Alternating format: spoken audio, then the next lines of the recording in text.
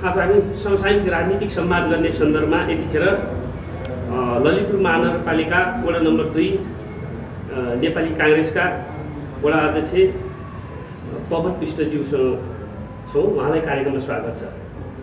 पवन विष्टज्यू, यो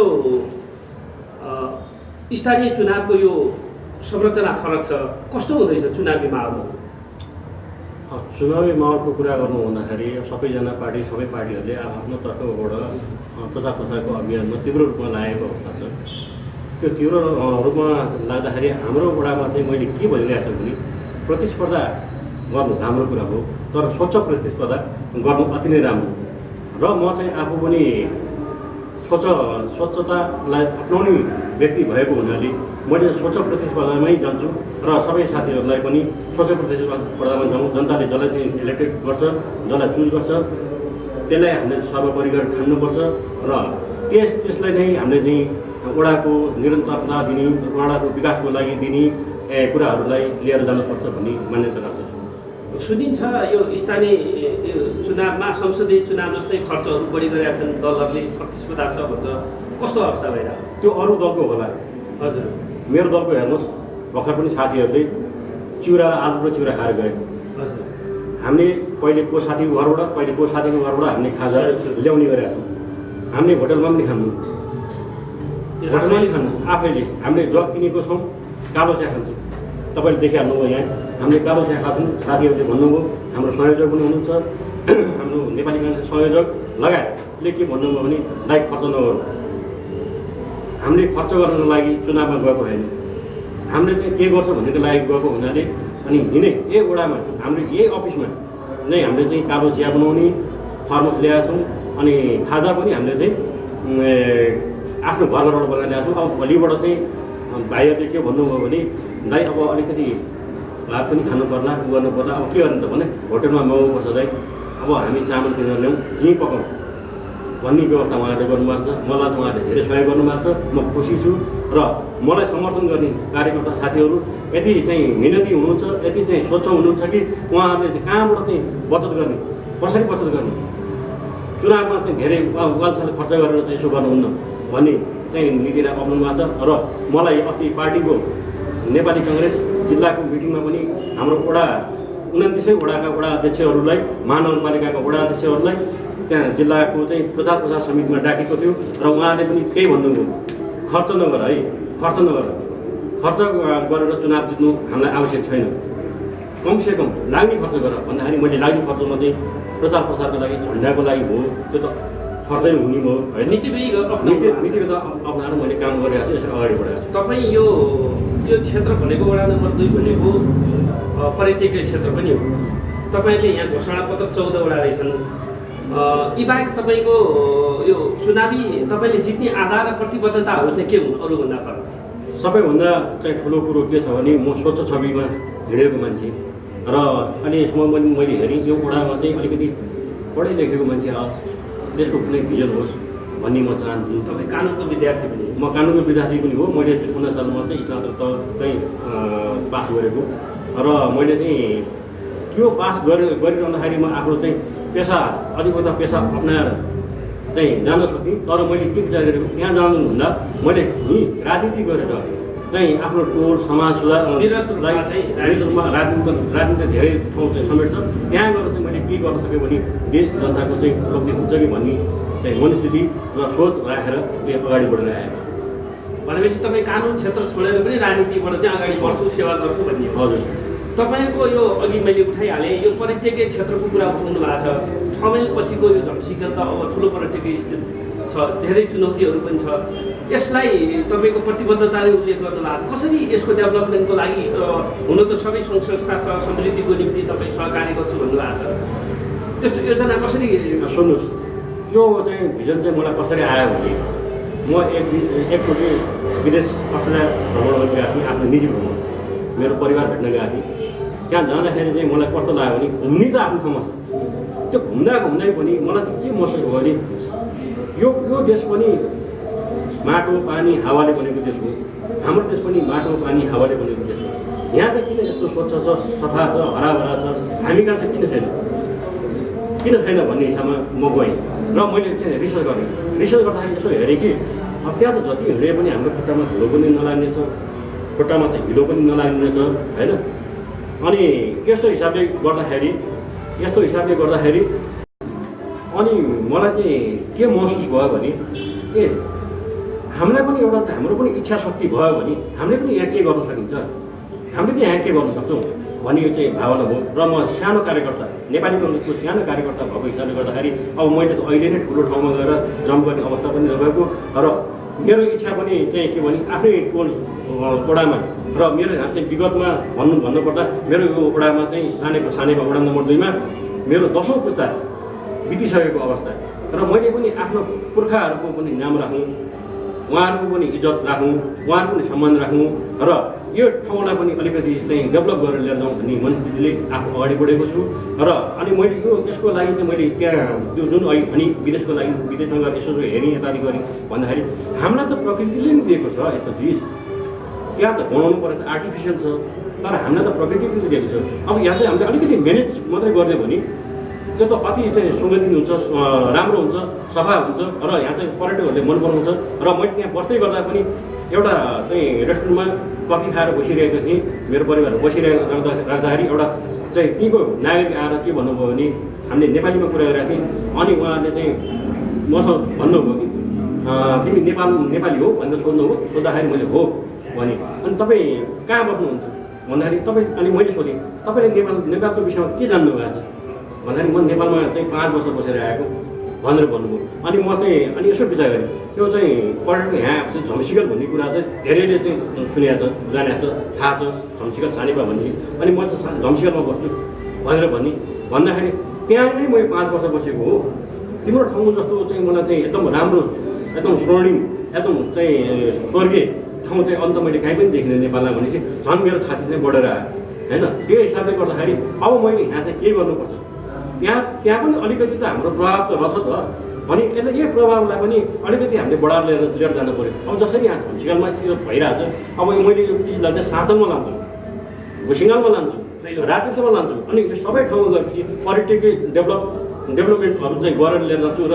हाम्रो यसैबाट हाम्रो चाहिँ सबै हाम्रो दाजुभाइ, वडाको दाजुभाइको चाहिँ जीवन चाहिँ उच्च चाहिँ जान्छ जस्तो मलाई लाग्छ। कारण कसरी भने यहाँ त्यसो गरेपछि पर्यटकहरू बढेपछि घरहरू भाडामा जाने, रेस्टुरेन्टहरू खोल्ने आदि इत्यादि कुराहरू हुन्छ। त्यसबाट चाहिँ उहाँलाई चाहिँ रोजीरोटीहरूको व्यवस्थाहरू पनि धेरै हुन्छ जस्तो लाग्छ। पवन विश्वज्यू अन्तमा तपाईँ के छ भने यहाँ तपाईँको 14वटा बुदा अन्तर्गत एउटा के रहेछ भने यो देखेको खड्केको कुरा पनि हो, जो थमेलतिर पनि होला, यहाँ झम्सिकलतिर पनि छ। अब यो एकदम पर्यटकीय स्थलको घना ठाउँ हुँदैछ।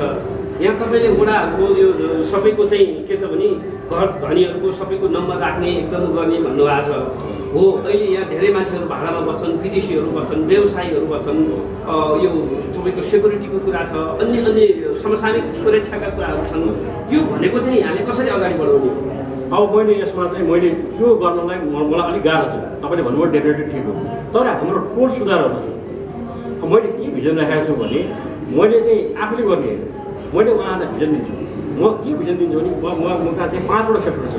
5वटा सेक्टरमा कम्तीमा एउटा सेक्टरमा मैले भनिरहेको छु, अहिले घरजग्गा कार्यक्रममा मैले भनिरहेको छु, मैले प्लानिङ गर्दाखेरि वडामा बसेर म प्लानिङ गर्दैन हो, सोध्छु, म प्लानिङ बनाउँछु, तर त्यो कार्यान्वयन चाहिँ म कहाँ आएर गर्छु, तपाईँहरूको माझमा आएर। हाम्रो 5वटा सेक्टर छ, 5वटा सेक्टरमा कुन सेक्टरमा के आवश्यक छ, कुन सेक्टरमा के आवश्यक छ, तललाई आवश्यक भएपछि माथि आवश्यक मैले एउटा प्लानिङ बनाउँछु। त्यो प्लानिङमा म प्रत्येक सेक्टरमा एउटा सेक्टरमा 5 जना न्युट्रल मान्छेहरू, टोल सुधारले दिएको मान्छेहरूलाई चाहिँ म त्यहाँ राख्छु र त्यसको एउटा कमिटी बनाउँछु र उहाँहरूसँग चाहिँ नेगोसिएसन गरेर उहाँहरूसँग चाहिँ सरसल्लाह लिएर अनि बुद्धिजीवीको राय सल्लाह लिएर अनि त्यहाँ बस्ने बासिन्दाहरूको राय सल्लाह लिएर अनि म के गर्छु भने अनि त्यो चाहिँ प्लानलाई चाहिँ भिजनलाई चाहिँ म अगाडि बढाउने मेरो सोच छ। अब यसो गर्दाखेरि पनि मैले एक्लै नै गरेर घरमा चाहिँ ढ्याङ लाएर चाहिँ किला ठोकेर घर नम्बर राख्दैमा त्यो सक्सेस हुँदैन। हुन त यो सामुदायिक प्रहरी सानेपाले पनि एकचोटि 1-2चोटि संवाद गरेर कुराकानी अगाडि बढाएको थियो, प्रभावकारी हुन सकेन। यसैलाई नै अझ नयाँ तरिकाले लानु खोज्नु। अब त्यो उहाँहरूले कसरी लानुभयो मलाई थाहा भएन। एकचोटि कुरा त आएको थियो, तर के भने हामीलाई चाहिँ मलाई पनि एकचोटि डाकेको थियो, म एकचोटि चाहिँ गएँ, तर के भने त्यहाँ चाहिँ राजनीतिक गफै मात्रै भयो। जस्तै भनौँ त्यहाँ अलिकति हाम्रो वडामा चाहिँ भनौँ न बल्लीको पुच्छरले पुग्छ नबल्लीको चाहिँ चामल पनि बिग्दैन भने जस्तो हो। हाम्रो वडामा चाहिँ के भइरहेछ भने हामीलाई थाहा छ, हामी काङ्ग्रेसलाई के थाहा छ भने यो कुरा गलत हो, एमाले गरेका कामहरू यो गलत छन्, यो यस्तो छन् भन्ने कुरा हामीले प्रष्ट रूपमा बुझिरहेको छौँ। बुझ्दै पनि यहाँ बोल्ने साथीहरूको कमजोरी भएको कारणले गर्दाखेरि उहाँहरूको चाहिँ अलिकति हाबी भएको चाहिँ देखेको छ। तर हेड गनाइमा टाउको गनाइमा हेर्ने हुने डेमोक्रेट्सहरू बढी हुनुहुन्छ। र म त्यो डेमोक्रेट्सहरूलाई म के भन्न चाहन्छु भने अबको दिनमा त्यसरी यो वडा चल्दैन। अबको दिनमा कसरी चल्छ भने स्वच्छ प्रतिस्पर्धामा जानु पऱ्यो। जसले भिजन लिएर आउँछ, जसले काम लिएर आउँछ, जसले वडाको विकास गर्छ त्यस्तो मान्छेहरूलाई लिएर जानुपर्छ, त्यस्तो मान्छेहरूलाई चाहिँ मौका दिनुपर्छ। र म यहाँहरूसँग एउटा प्रतिबद्धता यो भनिरहँदाखेरि अर्को एउटा प्रतिबद्धता के गर्छु भने यो 5 वर्षमा मैले आफ्नो दिएको प्रतिबद्धताको जुन 14वटा भन्नुभयो, यो 14वटा चाहिँ मैले अहिले यो सानो कालमा धेरै राख्दा मोटामोटी पनि राखेको। मेरो भिजनहरू धेरै ठुलो छन्। यो 5 वर्षमा म तपाईँहरूलाई 3 महिनामा सिम्टम देखाउँछु। 3 महिनामा अब यो केटाले चाहिँ गर्छ, यो केटाले के गर्न खोजिरहेछ, 3 महिनामा म सिम्टम देखाउँछु। किनभने यही सम्वादमा आयो भने तपाईँले त्यसको केही छनक दिनुहुन्छ? म दिन्छु, डेफिनेटली दिन्छु। किनभने मसँग भिजन छ। मैले चाहिँ सोचेको छु म वडाबाट स्टार्टिङ गर्छु। र मेरो फर्स्ट प्रायोरिटी भनेको यो काम गर्नलाई सुरुमा मैले केलाई रोक्नुपर्छ भने भ्रष्टाचारलाई रोक्नुपर्छ, भ्रष्टाचारलाई न्यून गर्नुपर्छ, मैले रोकेर लानुपर्छ। र म त्यहाँ वडा अध्यक्ष भइसकेपछि त्यहाँको सर्वसर्व मैले ह्यान्डल गरिसकेपछि म सुरुमा चाहिँ मैले गर्ने काम सुरुमा मैले गर्ने भनेको भ्रष्टाचारलाई चाहिँ नियन्त्रण गर्ने। यो डेफिनेटली गर्छु म। मेरो चाहिँ सोच चाहिँ के छ भने मेरो 3जना सन्तान छ, मेरो बच्चाहरू 3जना छ। मेरो चाहिँ सोच के हो भने 3जना बच्चाहरूको लागि चाहिँ उसको रोजीरोटीको लागि म 3 करोड जनताको पेटमा लाभ हान्नुहुन्न है भन्ने मान्यताको मान्छे हुँ। सबैले आफ्नो कम्पिटिसनमा आउनुपर्छ, सबैले आफूले गरेर खानुपर्छ, सबैलाई हामीले अपर्च्युनिटीहरू दिनुपर्छ भन्ने चाहिँ मैले आफूले चाहिँ सोचेको छु। त्यो अनुसार म हिँड्छु। तपाईँले पाउनुहुनेछ। तपाईँले आज मैले जे बोलेको कुरा मैले आज बोलिरहेको छु, तपाईँ आज 5 वर्षपछि आएर मलाई फेरि इन्टरभ्यू लिनुहुन्छ र तपाईँले भन्नुहुन्छ तपाईँले भनेको कुरा राइट रहेछ, तपाईँले भनेको कुरा यथार्थ रहेछ, उयो म गरेर देखाउन सकिनँ भने, मैले त्यो गर्न सकिनँ भने म राजनीतिबाट सन्यास पनि लिन्छु। हेर्नु म यस्तो लोभ गर्ने मान्छे पनि होइन, मलाई यो लोभ गरेर खान पनि अवस्था होइन। प्रतिबद्धता तपाईँले गरेको कुरा निर्वाचित भएर पुरा गर्न सके पनि सन्यासी लिनु? म सन्यास लिन्छु, घोषणा गर्छु डेफिनेटली। तर म सन्यास लिन्न। म किनभने मलाई कन्फिडेन्स छ, म गरेर देखाइन्छु। आज मैले अब भनौँ म त अलिकति सानो लेभलको मान्छे, मैले त्यसमा परिस्थिति अलिकति हामीले पनि अलिक एजुकेटेड मान्छे भएपछि हामीले पनि धेरै कुरा नबुझ्यौँ, थोरै कुरा त बुझिन रहेछ त होइन। त्यो बुझिँदाखेरि मलाई चाहिँ कस्तो लाग्यो भने 13 वर्षसम्म यो देशमा त लोड सेडिङै थिएन। 13 वर्षमा चाहिँ लोड सेडिङ नभएको ठाउँमा उन्मान जस्तो मान्छे एकजना आएर धेरै दिनमा उसले चाहिँ लोड सेडिङ मुक्त नेपाल बनायो हो। गगन थापा जस्तो मान्छे आउनुभयो नेपाली कङ्ग्रेसबाट, युवा स्वास्थ्य क्षेत्रलाई हेर्नुभयो त्यो चाहिँ त्यहाँ त दिने फेसिलिटीहरू त सरकारसँग रहेछ नि त। अनि मेरो दिमागमा के चाहिँ झन्झन आयो भने हाम्रो वडामा पनि छ डेफिनेटली त्यस्ता चिजहरू लुकेर बसेको चिज छन् जुन कि प्रतिपक्ष नेकपा एमाले लगायतका पार्टीहरूले यसलाई चाहिँ र त्यसमा पनि अलिकति स्वार्थी प्रवृत्तिका मान्छेहरूले यसलाई लुकाइरहेको छ। त्यो म कोट्टाएर निकाल्छु, कोट्टाएर एक चिजहरू निकालेर ओपन गर्नेछु र जनताको सम्पत्ति जनतालाई दिनुपर्छ भन्ने मान्यता राखेर म अगाडि बढेको छु र त्यो डेफिनेटली दिन्छु। म दिन्छु 1, 2, 3 दिन्छु। पवन बेसोज्यू, तपाईँ चुनावी यो माहौलमा घर दैलो कार्यक्रममा हुनुहुन्छ, हतारमा हुनुहुन्छ, अन्तमा तपाईँका मतदाताहरूलाई के भन्न चाहनुहुन्छ?